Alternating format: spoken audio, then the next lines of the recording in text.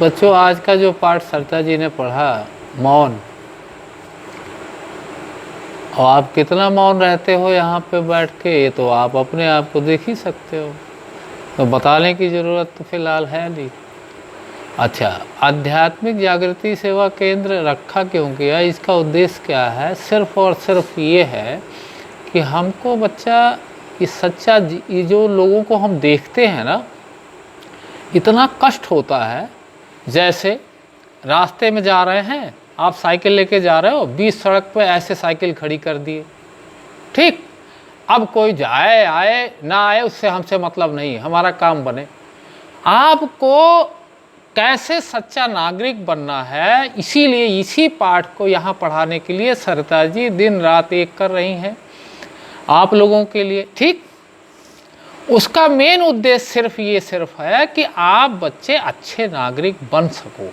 कहीं भी जाओ तो ये नज़र आए कि अब देखिए, हम देखते हैं रास्ते में कितने लोग हैं, आगे जाम लगा हुआ है लेकिन पीछे से हॉर्न की एकदम स्विच उनकी दबी हुई है, जबकि वो कितने पढ़े लिखे लोग होते हैं।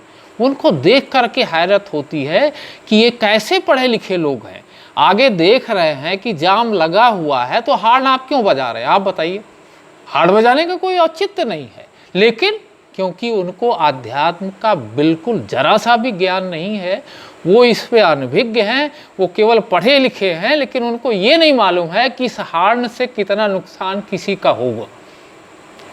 तो बच्चों, ये जो किताब, ये हर बच्चा है खास जो सरिता जी ने लिखी है, ये इतना महत्वपूर्ण है कि आप इसको, लेकिन तभी महत्वपूर्ण मानी जाएगी जब आप इसमें का अपने जीवन में इसको कुछ उतारोगे। जरा सा भी अगर आपने कुछ उतारा, तब हम ये मान लेंगे कि हमारा ये जो काम है वो सही। अदरवाइज बेटा, ये हमारा भी टाइम ही पास होगा, हम तो बैठ करके प्रभु की याद में जो भी बनता है। तो ये सिर्फ और सिर्फ इसीलिए रखा गया बेटा कि हम कम से कम रास्ते में जा रहे हैं तो एक लगे तो कि ये अच्छा बच्चा जा रहा है या कैसे भी लग रहा है, ठीक है।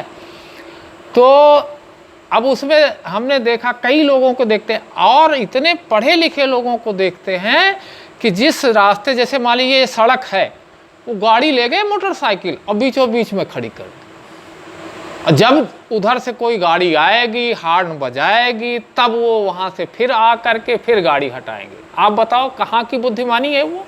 अगर आप शुरू में वही गाड़ी किनारे साइड में लगा देते तो आपको उसकी क्या ज़रूरत पड़ती ज़रूरत। तो इसीलिए आप लोगों के साथ ये रखा जा रहा कार्यक्रम, आप लोग ऐसा ना करें, है ना। यहाँ से सीख के जाएंगे तो आप लोग ऐसा नहीं करेंगे, तो ये उम्मीद हम रखते हैं, है ना। अभी मैं बताऊं, श्रीमती जी हमारी बैठी हुई है, एक गेट बन के आया है, ठीक है। गेट वो बंद है, ठीक है, गेट बंद है। इनको उलझन सी हुई, बेचैनी हुई कि अरे बाप रे, बाहर से तो कोई दिखाई नहीं देगा कि कौन आदमी बाहर जा रहा है आ रहा है। अच्छा बताओ, यहाँ हम बैठे हैं, क्या ज़रूरत है कौन आ रहा है कौन जा रहा है, इसकी हमें क्या आवश्यकता है, ठीक है। अगर हमको इतनी ज़रूरत है, पूछ ले भैया कौन बोल रहे हैं, नहीं पहचानेंगे नहीं खोलेंगे, ठीक। तो ये बेटा अंदरूनी, ये सारी चीज़ें हमारी आत्मा के अंदरूनी विकास के लिए ही हम ये सब सारे कार्यक्रम रखते हैं कि हमारा ये दुनिया भी बने और दीन परमात्मा भी मिलेगा बेटा।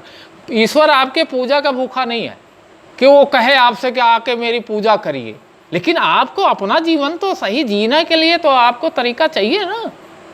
आपसे तो किसी दिन आया नहीं कि भैया मेरी पूजा क्यों नहीं करते, किसी ने कहा नहीं कहा, लेकिन आपको इसकी आवश्यकता है बेटा, तो ऑटोमेटिक ये सारे काम हैं। तो सरिता जी जो ये इतनी मेहनत आप लोगों के लिए बेटा कर रही हैं, तो उसका पूरा लाभ उठाओ, और लाभ उठाओगे तभी जब वो उसका पालन करते हुए दिखोगे, नजर आओगे हमको, तभी हमें लगेगा कि सरिता जी का काम ये जो है सही चल रहा है।